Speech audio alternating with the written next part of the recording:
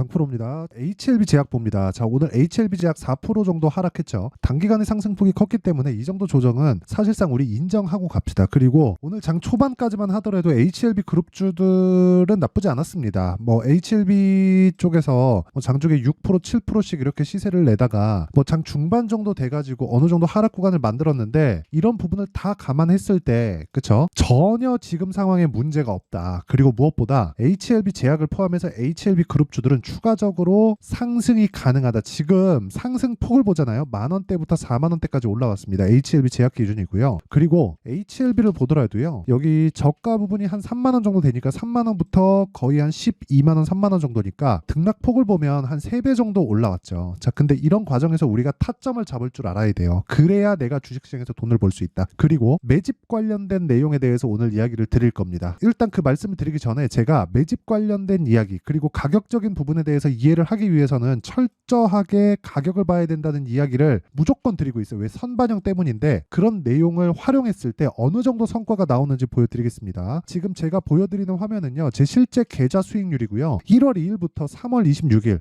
올해 들어서 3개월이 아직 지나지 않았는데도 불구하고 내 계좌 수익률은 100%가 넘어갔습니다. 그리고 시장 대비해서는 사실상 비교하기 어렵고요. 이건 종목이 아니라 계좌 수익입니다. 손실 부분이 다 포함되어 있는 그렇죠? 그리고 이런 매매를 하기 위해서는 철저하게 저가 매수 그리고 고가 매도 요 두 개를 하면 안 됩니다. 왜 그런지 제가 증명하겠습니다. 자, 내용 한번 보시면 어떤 종목인지 한번 보셔야 돼요. HLB 생명과학이죠. 자, 상대적으로 생명과학이 조금 약했어요. HLB 제약 쪽으로 강했고 생명과학은 조금 약했는데 그 내용이 왜 그러냐? 모릅니다. 몰라요. 지나고 나면 알죠. HLB 생명과학에 대한 유상증자가 여기 나왔구나. 그러기 위해서 매집 구간이 조금 덜 됐구나. 그쵸? 그런 이야기예요. 그러면 우리는 철저하게 뭘 해야 돼요? 저가에 예상하고 매수하는 것 자체를 하지 말자. 올라가는 부분을 확인하고 나서 매수를 하자. 자, 무슨 얘기냐면 HLB 생명과학을 제가 매수하는 과정을 보면 매수 그리고 매도 했을 때 12% 정도 수익 구간 가지고 당일날 매매 끝내고 끝입니다. 그리고 관련돼 있는 다른 종목을 보잖아요.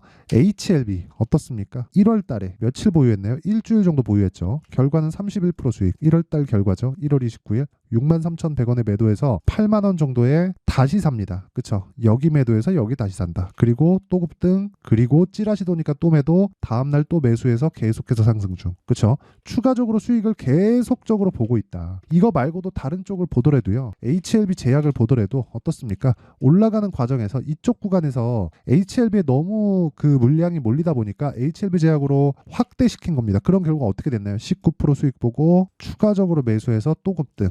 그렇죠. 한 40% 정도 수익 구간에 있습니다. 자, 이런 내용에 대해서 이해를 하려면 철저하게 가격이 먼저 반영된다는 걸 알아야 되고 그런 부분을 제가 소통방에서 다 공개를 합니다. 들어와서 배우고 안 배우고가 결과 차이가 굉장히 많이 날 겁니다. 가격에 대해서 내가 잘 모르겠고 주식시장에서 얼마에 잡아야 될지 잘 모르겠다. 그리고 HLB 관련주들의 그쵸? 타점 그리고 제약바이오 이 종목들의 타점을 어떻게 잡아야 되는지 모르겠다 하시는 분들은 소통방에 들어와서 배우시고요. 지금 현재 무료로 진행하고 있습니다. 왜?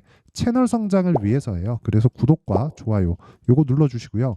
상단에 있는 전화번호로 10억 자 10억이라고 문자 보내주시면 제가 소통방 입장 링크를 순차적으로 공유를 해드리도록 하겠습니다. 그러면 지금까지 제가 어떤 종목을 매매했는지 보셨으니까 이 내용을 토대로 HLB 그리고 관련 종목들의 움직임을 한번 보겠습니다. 그리고 최근에 삼천당 제약의 강세를 보였습니다. 오늘도 그렇고 어저께도 그랬는데 연관지어서 어떻게 볼 수 있는지까지 보여드릴게요. 이건 정말 이해를 하셔야 됩니다. HLB는 리보세라닙, 캄렐리주맙 이런 부분이 지금 어디 들어가 있죠? FDA에 들어가 있죠. 판매허가 신청에 들어가 있습니다. 판매허가 신청이 떨어지면 뭐가 나오죠? 통과되면 바로 직판에 들어갑니다. 미국에. 이걸 맡아서 하는 게 HLB 제약입니다. HLB 제약. 그러면 HLB에선 뭐예요? 신약 개발을 맡아서 합니다. 이 구조 한번 들어보셨죠? 셀트리온 그리고 셀트리온 헬스케어, 셀트리온 제약. 그쵸? 이쪽 두 개는 판권을 맡고 있어서 뭐 해외, 국내 뭐 이런 식으로 나눠져 있고요. 헬스케어는 흡수합병이 됐죠. 셀트리온은 CDMO. 그쵸? 개발을 합니다. 그리고 생산을 맡아서 해요. 이 구조를 지금 HLB 그룹이 그대로 따라가고 있는 거예요. 근데 아직까지 돈을 벌고 있지도 못하는데도 불구하고 시가총액은 15조 8천억입니다. 참고로 말씀드리면 셀트리온의 지금 시가총액이 40조입니다. 셀트리온의 이익을 보잖아요. 그러면 어느 정도 나오느냐? 내용을 보세요. 자,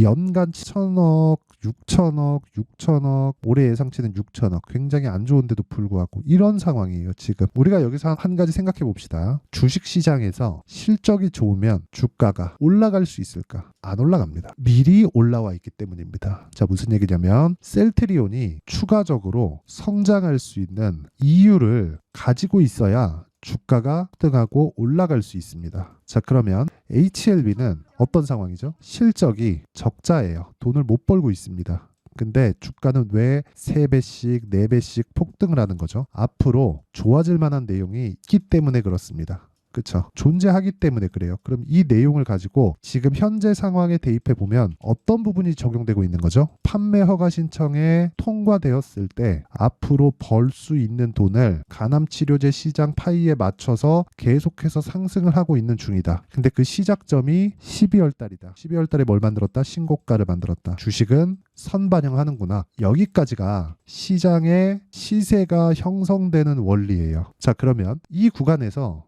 흔히 외국인이라고도 부르고 기관이라고도 부르고 일반적으로 세력들이라고도 부르고 이런 식으로 부르잖아요. 우리가 이쪽에서 어떻게 매집을 해 가는지를 한번 보자고요. 요거 보시면 아는데, 자, 보세요. 이거는 투자자별 매매 동향입니다. 코스피예요. 오늘 한미반도체 15%, 근데 코스닥이죠. 영향이 없습니다. 일단 여기 찍혀 나온 수치에는. 그런데 반도체 쪽에 지금 세 종목만 한국에서 꼽아봐라. 그러면 삼성전자, 하이닉스, 한미반도체입니다. 두 종목만 꼽아봐라. 그러면 하이닉스, 한미반도체입니다. 한 종목만 꼽아봐라. 그러면 한미반도체입니다. 그쵸? 지금 이런 식으로 가고 있어요. 그러니까 굳이 삼성전자를 넣은 건 제가 상징성 때문에 그렇습니다. 자, 제가 쉽게 풀어드릴게요. 오늘 삼성전자가 2% 정도 상승했고요. 하이닉스가 4% 정도 상승했고요. 한미반도체가 15% 정도 상승했습니다. 왜 상승했을까요? HBM에 대한 수요가 지속적으로 늘고 있기 때문에. 그럼 언제까지 늘까요? 데이터 센터, 서버죠. AI의 서버가 어느 정도 일단락 될 때까지. 그렇죠? 그럴 때 되면 뭐가 나오죠? 하이닉스의 실적이 나옵니다. 그러면 지금 실적은 어떻다는 거죠? 나쁘다는 거죠. 그런 과정에서 하이닉스를 포함해서 삼성전자까지도 뭐가 나오고 있어요? 외국인의 적적인 매수가 나오고 있습니다. 그러면서 주가가 계속해서 올라가요. 그러면 이 과정이 뭐겠습니까? 매집이에요. 그렇죠?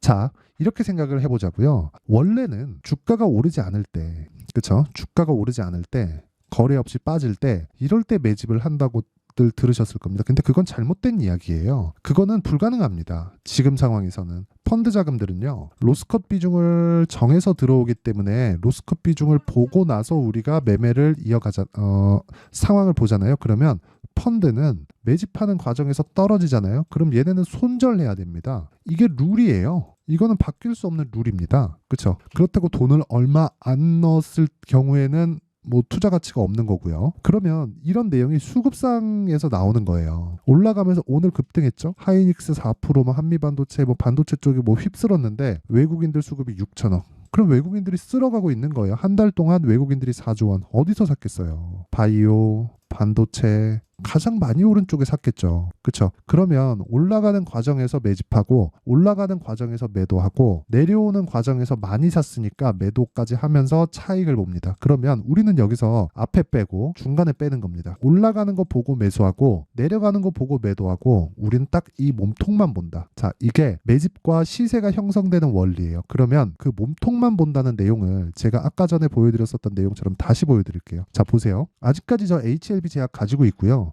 HLB도 가지고 있습니다. 자, 내용 보세요. 매수, 매도. 4일 걸렸죠? 내려올 때 보고 매도한 겁니다. 이때 나온 수익이 30%예요. 일주일 안 걸렸습니다. 그리고 나서 내가 63,100원에 매도하고 쭉 올라가서 2월 말 3월 초에 다시 매수한 결과 추가적으로 18% 정도의 수익을 더 얻었고요. 찌라시가 끝나고 회사 대응을 확인한 이후에 매수한 결과 추가적으로 한 30% 정도의 시세가 더 나왔습니다. 이런 상황이 왜 만들어지겠냐고요. 올라가는 상황에서 매집이 이루어지기 때문이다. 그렇죠? 그리고 터는데 외국인이 털었다. 이런 게 아니라고. 외국인은 한 번에 털 수가 없어요. 그렇기 때문에 우리는 매집하는 구간이 올라가면서 되는구나. 이런 상황에 대한 부분을 알고 있어야 돼. 알고 해야 내가 타점을 잡을 수 있다. 어쨌든 내가 이야기를 한 지금까지 내용은, 그쵸? 시세 원리 그리고 타점 잡는 법. 그럼 실시간으로 타점을 잡는 그런 내용은 가격이 움직이기 때문에 어쩔 수 없이 소통방에서 해야 될 수밖에 없습니다. 자, 이런 것들 말고도요. 자람 테크놀로지나 이런 종목들 보잖아요. 돌파 구간이에요. 다 싸게 안 사잖아요. 그런 결과 어때요? 75% 며칠 걸렸나요? 3일. 이런 부분을 제가 소통방에서 다 공개를 하고 있으니까 매매하는 과정에서 잘 모르겠고, 그쵸? 한번 배워보고 싶다 하시는 분들, 그리고 무료로 할 때 와서 배워놓으세요. 자, 긴 말 드리지 않겠습니다. 돈 안 받지만 구독과 좋아요 요거 받고요. 상단에 있는 전화번호로 10억이라고 문자 보내주시면 제가 소통방 입장 링크를 순차적으로 공유를 해드리도록 하겠습니다. 자, 그럼 내용 정리할게요. 주식시장은 미래가치를 반영한다. 가격이, 그쵸? 그럼 가격이 올라가는 종목이 주도주가 된다. 그러면 특정 구간이 있겠죠. 그게 신고가다. 올라가는 종목이 더 간다. 그리고 올라가는 종목은 비싸다. 왜? 가격이 더 빠르니까. 그런 종목군들을 지금 상황에 대입을 해보면 지금 강한 신고가 종목이 4월달, 5월달에 주도주가 된다는 거죠. 그럼 그 내용을 가지고 어떤 식으로 종목군들을 분류하고 강세 종목을 어떻게 판단할지 그 내용을 제가 이해를 시켜 드릴 테니까 영상 끝까지 시청하시고요. 모든 분들이 성공 투자하셨으면 참 좋겠습니다. 자, 24년도가 돼도 여전히 시장은 녹록지 못합니다. 이런 상황이 벌어지는 건 어쩔 수 없습니다. 이런 상황에서도 수익이 나는 종목들의 구조는 변하지 않습니다. 즉 대시세 종목에 대한 구조는 변하지 않는다는 거고, 실제 제가 소통방에서 지속적으로 이야기를 드리고 있는 내용도 대시세 종목이나 시장 주도주를 공략하는 건 철저하게 가격 분석을 하라고 이야기를 드리고, 가격 분석 이후에는 이슈에 대한 파악, 그리고 이슈를 파악하고 나서는 다시 내가 얼마에 매수할지 그 타점에 대한 부분을 지속적으로 언급을 하고 있습니다. 자, 근데 생각해 보세요. 1월 달에 시장이 굉장히 어려웠습니다. 어려운 상황에서의 어떤 종목들이 강했냐 보면 반도체와 그리고 바이오입니다. 자, 실제 여기 보면요. HLB에 제가 실제 매매한 내용을 띄워놓고 보여드리고 있는데 1월 22일부터 매매를 시작해서 4일 동안 31%의 수익 마감이 됐고요. 그리고 여전히 신고가 종목입니다. 자, 그리고 그 다음 어보브 반도체, 이름을 보시다시피 반도체 종목이죠. 그리고 AI 반도체는 지속적으로 강세를 보이고 있습니다. 이 종목도 신고가를 먼저 달성한 이후에 제가 21%의 단기간에 21%의 큰 수익을 내고 마감이 됐습니다. 다시 재공략을 준비하고 있고, 이런 부분은 소통방에서 다 공유를 해드립니다. 자, 그리고 그 다음 코세스. 자, 코세스 같은 종목도 당연히 그쵸, 신고가 종목이고요. 그리고 반도체 종목입니다. 이 종목도 영업일 기준에서 이틀 동안 대략 한 15%의 수익 마감이 됐습니다. 내용을 한번 보시면 어떻습니까? HLB를 포함해서 뭐 30%, 20%, 뭐 15% 이런 식의 수익이 지속적으로 발생하고 있는데, 이 세 종목 모두 다 신고가 종목이고 1월 달에 시장이 약세를 보이고 있는 구간에서도 강했었던 그런 종목입니다. 특징점이 하나 있는데 그 이슈에 앞서서 가격이 먼저 반영했다는 거죠. 자, 근데 그게 기업 밸류업 프로그램이라고 하죠. 그 종목들도 마찬가지입니다. 오늘은 그 부분에 대해서 이야기를 드릴 텐데, 그렇게 제가 가격을 먼저 보고 이슈에 대해서 파악하는 이유는 결과적으로는 큰 시세를 먹기 위한 사전 준비 작업입니다. 실제로 큰 시세를 먹기 위해서 사전 준비 작업을 했을 때 여기 레인보우 로보틱스 127%, 그리고 ISC 98%, 그리고 한미반도체 97%의 큰 수익을 내는 상황을 만들 수 있습니다. 어떤 식으로 소통방에서 진행됐는지, 그쵸? 그 상황을 제가 이야기를 드린 건데, 이런 상황도요, 당연히 신고가를 공략했을 때 가능한 겁니다. 자, 그러면